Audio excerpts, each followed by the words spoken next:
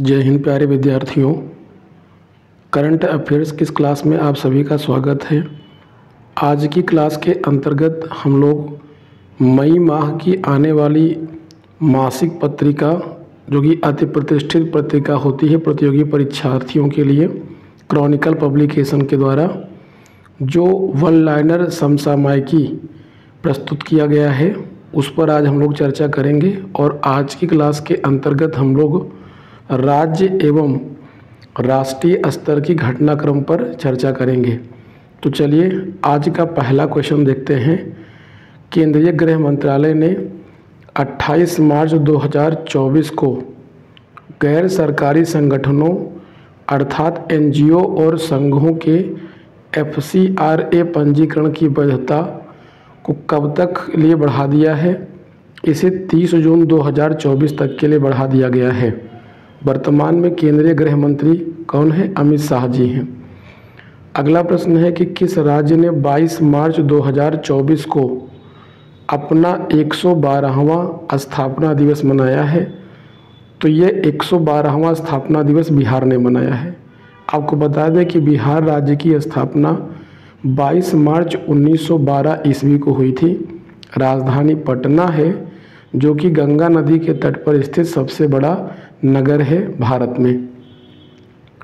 अगला प्रश्न है कि केंद्रीय कृषि एवं किसान कल्याण तथा जनजातीय कार्य मंत्री अर्जुन मुंडा ने 16 मार्च 2024 को झारखंड में जनजातीय संस्कृति और विरासत के संरक्षण और संवर्धन केंद्र की आधारशिला कहाँ रखी है? तो इसकी आधारशिला झारखंड के खरसावां जिले के पदमपुर में रखी गई है अर्जुन मुंडा के द्वारा, जो कि वर्तमान में केंद्रीय कृषि एवं किसान कल्याण मंत्री के साथ साथ जनजातीय कार्य मंत्री भी हैं। अगला प्रश्न है कि किस राज्य की राज्यपाल तमिलिसाई सौंदरराजन ने अपने पद से इस्तीफा दे दिया है? ये तेलंगाना की राज्यपाल थी। इन्होंने अपने पद से त्यागपत्र दे दिया है। आपको बता दें कि ये तेलंगाना की पहली महिला राज्यपाल थी और तेलंगाना की स्थापना 2 जून 2014 को हुई थी। अगला प्रश्न है कि, और यहाँ पर एक एक्स्ट्रा फैक्ट भी आपको बता दें कि अभी हाल ही में बिहार के पश्चात जो जाति आधारित जनगणना कराने वाला देश का दूसरा राज्य कौन बना है? तो तेलंगाना बना है, ध्यान रखिएगा। अगला प्रश्न है कि जम्मू एवं कश्मीर, तेलंगाना नहीं बना है, यहाँ पर आंध्र प्रदेश बना है। तो ये ध्यान रखिएगा, जाति आधारित जनगणना कराने वाला दूसरा राज्य बिहार के बाद तेलंगाना नहीं बल्कि आंध्र प्रदेश बना है। अगला प्रश्न है कि जम्मू कश्मीर में ज़मीन खरीदने वाला पहला भारतीय राज्य कौन बना है? आपको पता है कि अनुच्छेद 370 जब तक लागू था वहाँ पर कोई ज़मीन नहीं खरीद सकता था, लेकिन इसके हटने के पश्चात अब वहाँ पर पहला राज्य महाराष्ट्र बना है जिसने जम्मू कश्मीर में ज़मीन खरीदी है। अगला प्रश्न है कि 12 मार्च 2024 को हरियाणा के नए मुख्यमंत्री के रूप में किसने शपथ ग्रहण किया है? नायब सिंह सैनी ने शपथ ग्रहण किया है मनोहर लाल खट्टर के त्यागपत्र देने के पश्चात। महाराष्ट्र के अहमदनगर का नाम बदलकर क्या रखा गया है? तो अहमदनगर को अब अहिल्या नगर के नाम से जाना जाएगा। अब राष्ट्रीय घटनाक्रम पर आधारित प्रश्नों को देखेंगे। आज की क्लास का पहला प्रश्न है कि हाल ही में भारत सरकार के किस विभाग ने गुणवत्ता आश्वासन महानिदेशालय DGQA के पुनर्गठन के लिए अधिसूचना जारी किया है? तो यह अधिसूचना रक्षा उत्पादन विभाग रक्षा मंत्रालय के द्वारा जारी की गई है। अगला प्रश्न है कि गिफ्ट सिटी स्थित international financial services centre gift IFSC को global finance and accounting hub के रूप में विकसित करने के लिए गठित विशेषज्ञ समिति ने 26 मार्च 2024 को किसे अपनी रिपोर्ट सौंपी है? तो यह report chairperson international financial services centre authority अर्थात IFSCA को सौंपी गई है।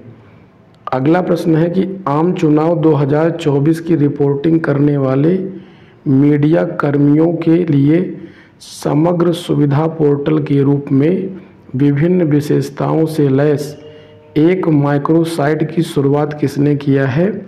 इसकी शुरुआत पत्र सूचना कार्यालय के द्वारा की गई है। National disaster response force NDRF का महानिदेशक किसे नियुक्त किया गया है? पीयूष आनंद जी को नियुक्त किया गया है। अगला प्रश्न है कि किस संस्था या प्राधिकरण ने 26 मार्च 2024 को मशीन टू मशीन M2M संचार के लिए एम्बेडेड सिम के उपयोग पर अपनी सिफारिशें जारी की हैं? भारतीय दूर संचार नियामक प्राधिकरण ट्राई के द्वारा इसको जारी की गई हैं। गृह मंत्रालय ने राष्ट्रीय जांच एजेंसी NIA का महानिदेशक किसे नियुक्त किया है? सदानंद बसंत के द्वारा नियुक्त किया गया है। गृह मंत्रालय ने राष्ट्रीय जांच एजेंसी का महानिदेशक किसे नियुक्त किया गया है? सदानंद बसंत को राष्ट्रीय जांच एजेंसी अर्थात NIA का महानिदेशक नियुक्त किया गया है। अगला प्रश्न है कि मुख्य न्यायाधीश DY चंद्रचूड़ के नेतृत्व में सुप्रीम कोर्ट ने किस पक्षी के समक्ष गंभीर खतरे से निपटने के लिए एक विशेषज्ञ समिति नियुक्त किया है?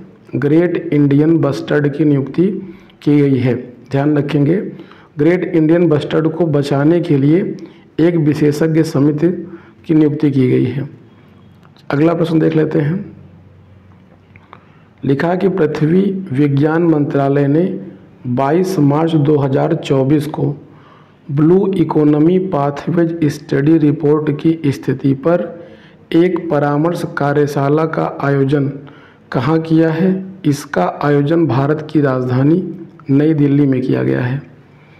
अर्थव्यवस्था में हाइड्रोजन और ईंधन सेल के लिए अंतर्राष्ट्रीय साझेदारी IPHE की 41वीं संचालन समिति की बैठक कहाँ आयोजित की गई है?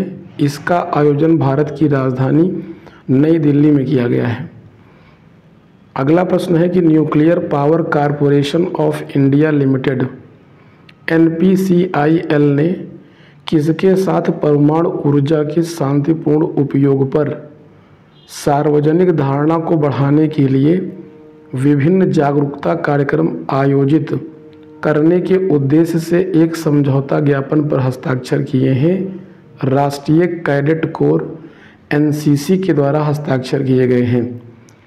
अगला प्रश्न है कि इलेक्ट्रॉनिक्स एवं सूचना प्रौद्योगिकी मंत्रालय तथा national internet exchange of India ने 21 मार्च 2024 को आयोजित यूनिवर्सल एक्सेप्टेंस डे कार्यक्रम में किस पोर्टल के लॉन्च की घोषणा किया है?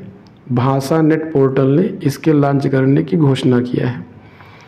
अगला प्रश्न है कि राष्ट्रपति द्रौपदी मुर्मू ने तेलंगाना के राज्यपाल का अतिरिक्त प्रभार किसे सौंपा है? तो ये झारखंड के राज्यपाल CP राधाकृष्णन को सौंपा गया है, क्योंकि आपको पता है कि तेलंगाना के राज्यपाल तमिलिसाई सौंदरराजन ने अपने पद से इस्तीफा दे दिया है, जिसके पश्चात झारखंड के राज्यपाल CP राधाकृष्णन को तेलंगाना का अतिरिक्त कार्यभार सौंपा गया है। अगला प्रश्न है कि 21 मार्च 2024 को ICAR कृषि विज्ञान केंद्र के स्वर्ण जयंती समारोह का उद्घाटन कहाँ किया गया है? तो पुदुचेरी में किया गया है, जो कि एक संघ शासित राज्य है। इसकी एक विशिष्टता बता दें कि पुदुचेरी भारत का एकमात्र ऐसा केंद्र शासित राज्य है जिसका विस्तार 3 राज्यों में है। केरल में इसका एक जिला पड़ता है माहे, तमिलनाडु में इसके 2 जिले हैं, एक मुख्य पुदुचेरी है और एक आप लोग बताइएगा दूसरा कौन सा है, और एक जिला है यनम। यनम कहाँ पे है? आंध्र प्रदेश में है। तो यनम आंध्र प्रदेश में है, माहे केरल में है, कनाइकल और मुख्य पुदुचेरी तमिलनाडु में है। इस प्रकार से पुदुचेरी केरल, तमिलनाडु और आंध्र प्रदेश राज्यों में फैला हुआ है। भारत के मुख्य न्यायाधीश DY चंद्रचूड़ ने सर्वोच्च न्यायालय परिसर में सुगम्यता हेल्प डेस्क का शुभारंभ कब किया है? तो 21 मार्च 2024 को किया गया है। अगला प्रश्न है कि हैती में बिगड़ती कानून व्यवस्था के मद्देनज़र भारत ने हैती से अपने नागरिकों को निकालने के लिए किस ऑपरेशन को शुरू किया है? ऑपरेशन इंद्रावती की शुरुआत किया है। अगर हम हैती की बात करें तो यह एक कैरिबियाई देश है जो कि कैरिबियन सागर में स्थित है। इसकी राजधानी पोर्ट ऑफ प्रिंस है। महात्मा बुद्ध और उनके शिष्यों अरहत सारिपुत्र और अरहत मोदग्लायन के पवित्र अवशेष किस देश में आयोजित प्रदर्शनी के पश्चात हाल ही में भारत वापस लाए गए हैं?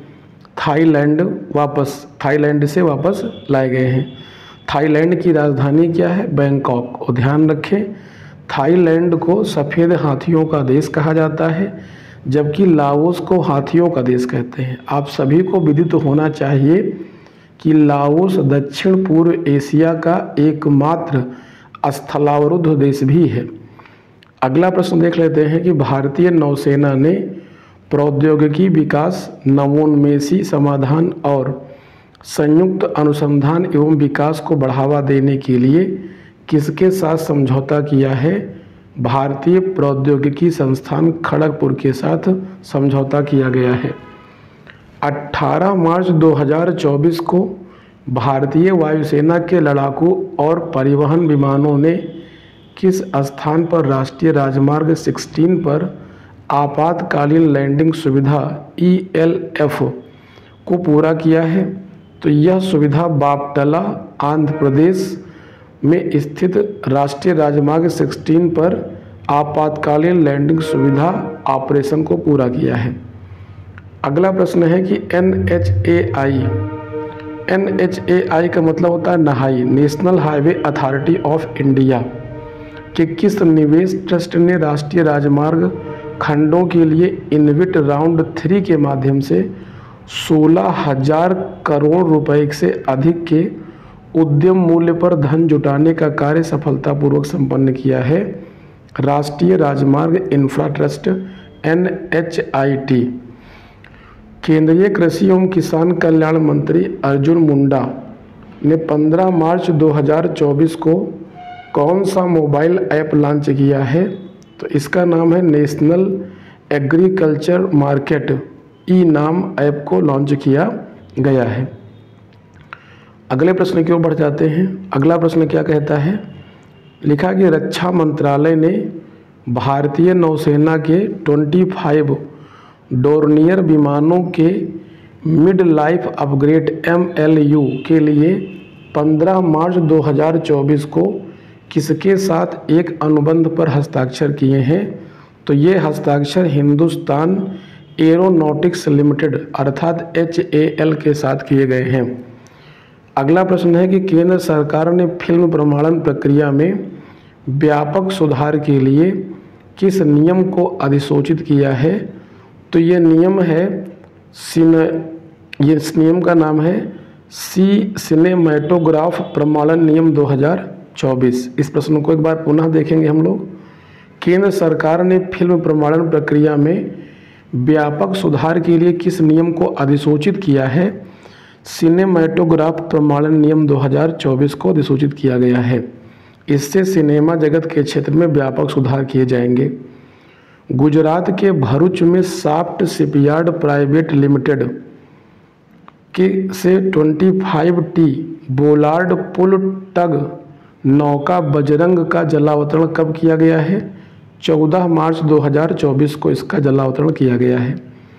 किस प्राधिकरण ने देश भर की लगभग 100 जेलों को ईट राइट कैंपस के रूप में प्रमाणित किया है? तो भारतीय खाद्य सुरक्षा एवं मानक प्राधिकरण FSSAI के द्वारा प्रमाणित किया गया है। अगला प्रश्न है कि 14 मार्च 2024 को अल्पसंख्यक कार्य मंत्री स्मृति ईरानी ने किस समुदाय के लिए कौशल विकास, नेतृत्व और उद्यमिता प्रोत्साहन तथा शिक्षा कार्यक्रम शुरू किया है? तो सिख समुदाय के लिए यह शिक्षा कार्यक्रम शुरू किया गया है। प्रधानमंत्री नरेंद्र मोदी ने 13 मार्च 2024 को अनुसूचित जातियों, पिछड़े वर्गों और स्वच्छता श्रमिकों के लिए किस राष्ट्रीय पोर्टल की शुरुआत किया है? प्रधानमंत्री सामाजिक उत्थान एवं रोजगार आधारित जन कल्याण के द्वारा इसको शुरू किया गया है, जिसको नाम दिया गया है पीएम स्वराज। ध्यान रखेंगे, पीएम स्वराज पोर्टल की शुरुआत की गई है। अगला प्रश्न है कि केंद्रीय मंत्रिमंडल ने अंतर सरकारी फ्रेमवर्क समझौते IGFA को पूर्वव्यापी मंजूरी कब दिया है? 13 मार्च 2024 को इसकी पूर्वव्यापी मंजूरी प्रदान किया है। किस विश्वविद्यालय ने 12 मार्च 2024 को भारत की राष्ट्रपति श्रीमती द्रौपदी मुर्मू को डॉक्टर ऑफ सिविल लॉ की मानद उपाधि से सम्मानित किया है? मॉरिशस विश्वविद्यालय के द्वारा सम्मानित किया गया है। अगला प्रश्न है कि 12 मार्च 2024 को सेना के तीनों अंगों का संयुक्त अभ्यास भारत शक्ति कहाँ आयोजित किया गया है? राजस्थान के पोखरण में इसका आयोजन किया गया है।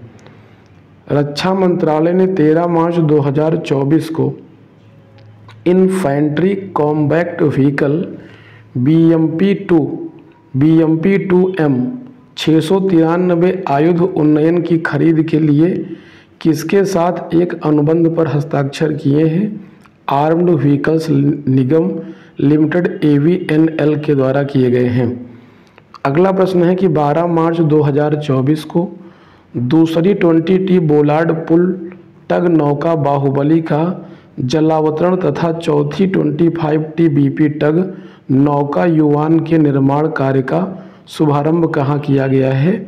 Titagarh rail systems limited Kolkata में इसका किया गया है। अगला प्रश्न है कि ग्रामीण विकास मंत्रालय ने भू स्थानिक प्रौद्योगिकी और कृत्रिम बुद्धिमत्ता के अनुप्रयोगों के लिए किस संस्था के साथ एक समझौता ज्ञापन पर हस्ताक्षर किए हैं? तो इसका नाम है IIT दिल्ली के द्वारा समझौते ज्ञापन पर हस्ताक्षर किया गया है। आज की क्लास का अंतिम प्रश्न है कि केंद्रीय मंत्री डॉक्टर जितेंद्र सिंह ने 12 मार्च 2024 को नई दिल्ली स्थित नेशनल मीडिया सेंटर में किस पोर्टल का शुभारंभ किया गया है? तो इसका नाम है कॉमन फेलोशिप पोर्टल। तो आज की क्लास को हम लोग यहीं पर समाप्त करते हैं। शेष आर्थिकी और अंतर्राष्ट्रीय घटनाक्रम पर आधारित प्रश्नोत्तरी को हम लोग नेक्स्ट क्लास में देखेंगे। तब तक के लिए आप इसको पढ़ते रहिए। अगर इस क्लास की PDF आपको चाहिए तो स्टडी विद घनश्याम सर के नाम से जो ऑफिशियल टेलीग्राम चैनल है उस पर जाकर के आप उसको सब्सक्राइब कर लीजिए और उसे ज्वाइन कर लें। वहीं पर इसका वीडियो का लिंक और साथ में साथ PDF भी आपको प्रदान कर दी जाएगी। आज के लिए इतना ही। बहुत बहुत धन्यवाद।